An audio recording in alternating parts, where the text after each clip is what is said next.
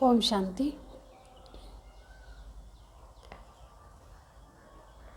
14 अगस्त 2024 के ईश्वरीय महावाक्य।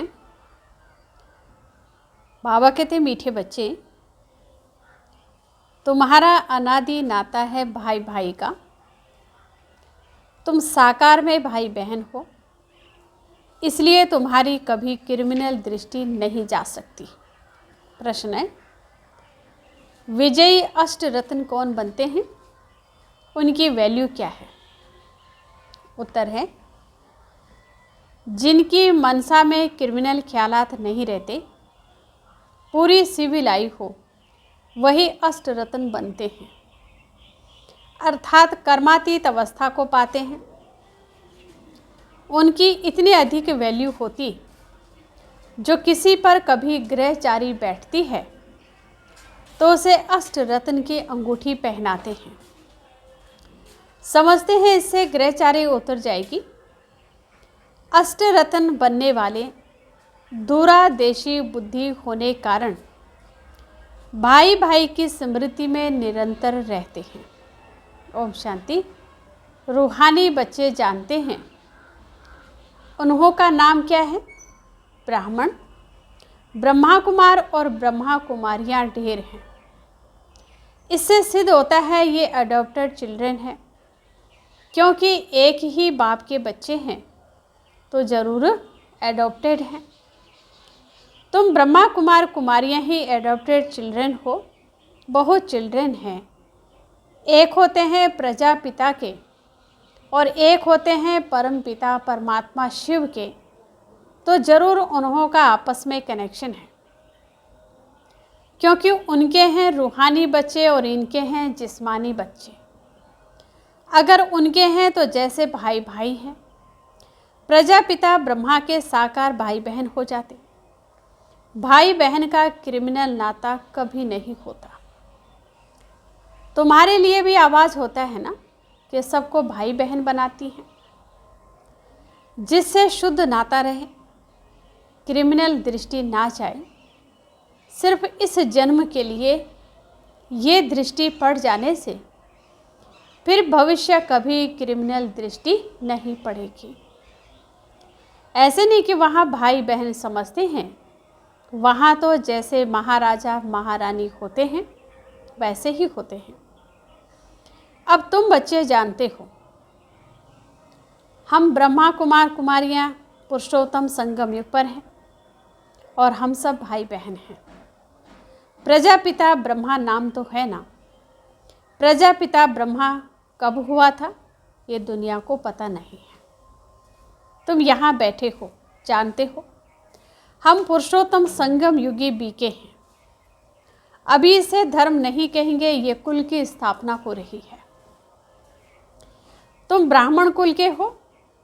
तुम कह सकते हो हम ब्रह्मा कुमार कुमारियाँ जरूर एक प्रजापिता ब्रह्मा की संतान हैं। यह नई बात है ना। तुम कह सकते हो हम बीके हैं, यूँ तो वास्तव में हम सब ब्रदर्स हैं, एक बाप के बच्चे हैं। उनके लिए एडॉप्टेड नहीं कहेंगे। हम आत्माएं उनकी संतान तो अनादि हैं। वो परमपिता परमात्मा सुप्रीम सोल है और किसको सुप्रीम अक्षर नहीं कहेंगे। सुप्रीम कहा जाता है संपूर्ण पवित्र को। ऐसे नहीं कहेंगे कि सब में प्योरिटी है। प्योरिटी सीखते हैं इस संगम पर। तुम तो पुरुषोत्तम संगम युग के निवासी हो। जैसे कलयुग निवासी सतयुग के निवासी कहा जाता है। सतयुग कलयुग को तो बहुत ही जानते हैं। अगर दूरादेशी बुद्धि हो तो समझ सकेंगे। कलयुग और सतयुग के बीच को कहा जाता है संगम युग। शास्त्रों में फिर युगे युगे कह दिया है। बाबा कहते, मैं युगे युगे नहीं आता हूँ। तुम्हारी बुद्धि में ये होना चाहिए, हम पुरुषोत्तम संगम युगी ब्रह्मा कुमार कुमारियाँ हैं। हम न सतयुग में हैं न कलयुग में हैं। संगम के बाद सतयुग आना है जरूर। तुम अभी सतयुग में जाने के लिए पुरुषार्थ कर रहे हो। वहाँ पवित्रता बिगर कोई जा नहीं सकते। इस समय तुम पवित्र बनते हो, पवित्र बनने का पुरुषार्थ करते हो। सब तो पवित्र नहीं हैं, कई पतित भी होते हैं, चलते चलते गिर पड़ते हैं, फिर छिपकर आए अमृत पीते हैं। वास्तव में जो अमृत छोड़ विष खाते हैं उनको कुछ समय आने नहीं देते। परंतु ये भी गायन है, जब अमृत बांटा था तो विकारी असुर छिपकर आए बैठते थे। कहते हैं इंद्र सभा में ऐसे अपवित्र आकर बैठते हैं तो उन्हें श्राप लग जाता है। एक कहानी भी बताते हैं कि एक परी एक विकारी को ले आई, फिर उनका क्या हाल हुआ। विकारी तो जरूर गिर पड़ेंगे, ये समझ की बात है। विकारी चढ़ न सके, कहते हैं वह जाकर पत्थर बनाओ। अब ऐसे नहीं कि मनुष्य पत्थर व झाड़ बनते हैं, पत्थर बुद्धि बन जाते हैं। यहाँ आते हैं पारस बुद्धि बनने के लिए, परंतु छिपकर विष पीते हैं तो सिद्ध होता है पत्थर बुद्धि ही रहेंगे। ये सामने समझाया जाता है। शास्त्रों में तो ऐसे ही लिख बैठ लिखा है, नाम रखा है इंद्र सभा, जहाँ पुखराज परी किस्म किस्म की परियां दिखाते हैं। रत्नों में भी नंबरवार होते हैं ना, कोई बहुत अच्छा रत्न, कोई कम, कोई की वैल्यू कम, कोई की बहुत होती है। 9 रत्न की अंगूठी भी बहुत बनाते हैं, एडवर्टाइज करते हैं, नाम तो रत्न ही है। यहाँ बैठे हैं ना, परंतु उनमें भी कहेंगे ये हीरा है, यह पन्ना है, यह माणिक है। पुखराज भी बैठे हैं, रात दिन का फर्क है, उनकी वैल्यू में भी बहुत फर्क होता है। वैसे ही फिर फूलों से भेंट की जाती है, उनमें भी वैरायटी है। बच्चे जानते हैं कौन कौन फूल हैं। ब्राह्मणियाँ पंडे बनकर आती हैं, वो अच्छा फूल होता है। कोई तो फिर स्टूडेंट भी जास्ती तीखे होते हैं समझाने करने में। बाबा ब्राह्मणी को फूल ना देकर उनको देंगे। सिखलाने वाले से भी उनमें गुण बड़े अच्छे होते हैं, कोई भी विकार नहीं होता। कोई कोई में अवगुण होते हैं, क्रोध का भूत, लोभ का भूत। तो बाप जानते हैं यह फेवरेट पंडा है, यह सेकंड नंबर है। कोई कोई पंडा इतना फेवरेट नहीं होता जितना जिज्ञासु जिनको ले आते हैं वो फेवरेट होते हैं। ऐसे भी होते हैं।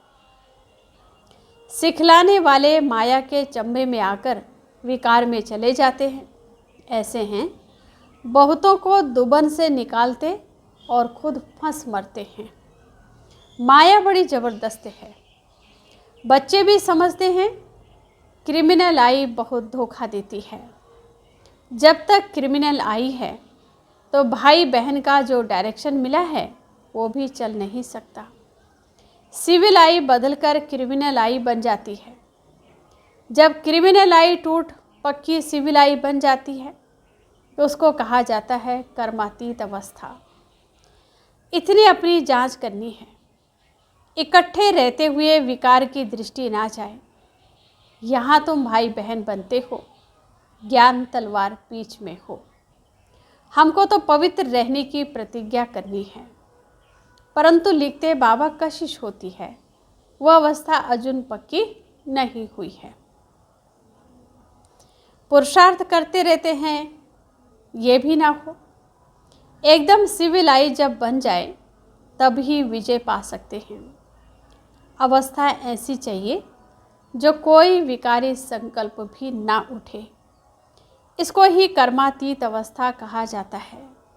मंजिल है। कितनी वंडरफुल माला बनती है। 8 रत्न की भी माला होती, बच्चे तो ढेर के ढेर हैं। सूर्यवंशी चंद्रवंशी घराना यहाँ स्थापन होता है। उन सबको मिलाकर फुल पास स्कॉलरशिप लेने वाले 8 रत्न निकलते हैं। बीच में फिर उन्हों को रत्न बनाने वाला हीरा शिव डालते हैं, जिसने ऐसे रत्न बनाए। ग्रहचारी बैठती है तो भी 8 रत्न की अंगूठी पहनते हैं। इस समय भारत पर राहु की ग्रहचारी है। पहले थी वृक्षपति की अर्थात बृहस्पति की दशा। तुम सतयुगी देवता थे, विश्व पर राज्य करते थे। फिर राहु की दशा बैठ गई। अभी तुम जानते हो। हमारे ऊपर बृहस्पति की दशा थी, नाम है वृक्षपति, शॉर्ट में बृहस्पति कहा जाता है। हमारे पर बरोबर बृहस्पति की दशा थी, जबकि हम विश्व के मालिक थे। अभी राहु की दशा बैठी है, जो हम कौड़ी मिसल बने हैं। ये तो हर एक समझ सकते हैं, पूछने की भी बात नहीं। गुरुओं आदि से पूछते हैं, इस इम्तिहान में पास होंगे? यहाँ भी बाबा से पूछते, हम पास होंगे? कहता हूँ, अगर ऐसे पुरुषार्थ से चलते रहे तो क्यों नहीं पास होंगे। परंतु माया बड़ी प्रबल है, तूफान में ला देगी। इस समय तो ठीक है, आगे चल तूफान बहुत आए तो। अभी तुम युद्ध के मैदान में हो, फिर हम गारंटी कैसे कर सकते। आगे माला बनाते थे, जिनको 2-3 नंबर में रखते थे वो है नहीं, एकदम कांटा बन गए।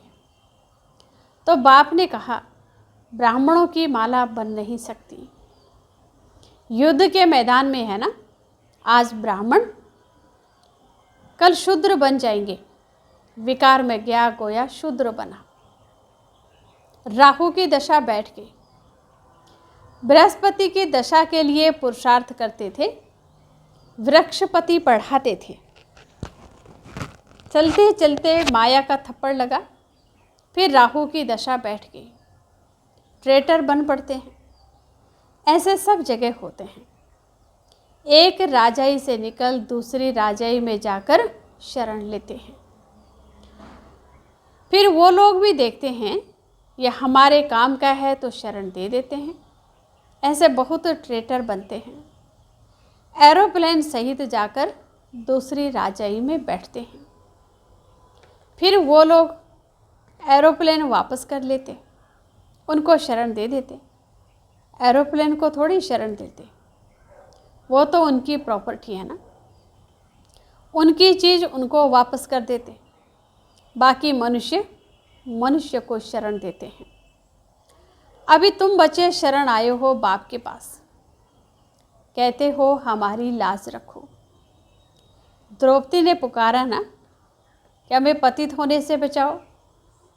सतयुग में कभी पतित नहीं होते, उनको तो कहते ही हैं संपूर्ण निर्विकारी। छोटे बच्चे तो होते ही हैं निर्विकारी। ये गृहस्थ व्यवहार में रहते संपूर्ण निर्विकारी रहते। बल स्त्री पुरुष साथ रहते हैं तो भी निर्विकारी रहते हैं। इसलिए कहते हम नर से नारायण, नारी से लक्ष्मी बन रहे हैं। वह है निर्विकारी दुनिया, वहाँ रावण नहीं है। उनको कहा जाता है राम राज्य। राम शिव बाबा को कहा जाता है। राम नाम जपने का अर्थ ही है बाप को याद करना। राम राम जब कहते हैं तो बुद्धि में निराकार ही रहता है। राम राम कहते हैं, सीता को छोड़ देते हैं। वैसे श्री कृष्ण का नाम लेते राधे को छोड़ देते। यहाँ तो बाप के हैं ही। वह कहते हैं मामेकम याद करो। श्री कृष्ण को पतित पावन नहीं कहेंगे। छोटेपन में राधे कृष्ण भाई बहन भी नहीं थे, अलग अलग राजाई के थे। बच्चे तो होते ही शुद्ध हैं। बाबा भी कहते हैं बच्चे तो फूल हैं, उनमें विकार की दृष्टि नहीं होती। जब बड़े होते हैं तब दृष्टि जाती है। इसलिए बालक और महात्मा को समान कहते हैं। बल्कि बच्चा महात्मा से भी ऊंच है। महात्मा को फिर भी मालूम है कि हम भ्रष्टाचार से पैदा हुआ हूँ। छोटे बच्चों को ये मालूम नहीं रहता। बच्चा बाप का बना और वर्षा तो है ही। तुम विश्व की राजधानी के मालिक बनते हो। कल की बात है तुम विश्व के मालिक थे, अब फिर तुम बनते हो। इतनी प्राप्ति होती है। तो स्त्री पुरुष भाई बहन बन पवित्र रहें तो क्या बड़ी बात है। कुछ तो मेहनत भी चाहिए ना। हाँ, नंबरवार पुरुषार्थ अनुसार अब बृहस्पति की दशा में जाते हो, स्वर्ग में तो जाते हैं, फिर पढ़ाई से कोई ऊंच पदवी पाते, कोई मध्यम, कोई फूल बनते, कोई क्या बगीचा है ना, फिर पदवी भी ऐसे लेंगे। पुरुषार्थ खूब करना है। ऐसे फूल बनने के लिए बाबा फूल ले आते हैं बच्चों को दिखाने। बगीचे में अनेक प्रकार के फूल होते हैं। सतयुग है फूलों का बगीचा और ये है कांटों का जंगल। अभी तुम कांटे से फूल बनने का पुरुषार्थ करते हो। एक दो को कांटा मारने से बचने का पुरुषार्थ कर रहे हो। जो जितना पुरुषार्थ करेंगे उतना जीत पाएंगे। मूल बात है, काम पर जीत पाने से जगत जीत बनेंगे। ये तो बच्चों पर रहा। जवानों को बहुत मेहनत करनी पड़ती, बूढ़ों को कम। वानप्रस्थ अवस्था वालों को और कम, बच्चों को बहुत कम। तुम जानते हो, हमको विश्व के बादशाही की प्रॉपर्टी मिलती है, उसके लिए एक जन्म पवित्र रहे तो क्या हर्जा। उनको कहा जाता बाल ब्रह्मचारी, अंत तक पवित्र रहते हैं। जो पवित्र बने हैं उनको बाप की कशिश होती है। बच्चों को छोटेपन से ही ज्ञान मिलता जाए तो बच सकते हैं। छोटे बच्चे अबोध होते हैं, परंतु फिर बाहर स्कूल आदि में संग का रंग लग जाता है। संग तारे कुसंग डुबोए। बाबा कहते हैं, हम तुमको पार ले जाते हैं शिवालय में। सतयुग है बिल्कुल नई दुनिया। बहुत थोड़े मनुष्य रहते हैं, फिर वृद्धि को पाते हैं। वहाँ तो बहुत थोड़े देवताएं रहते हैं।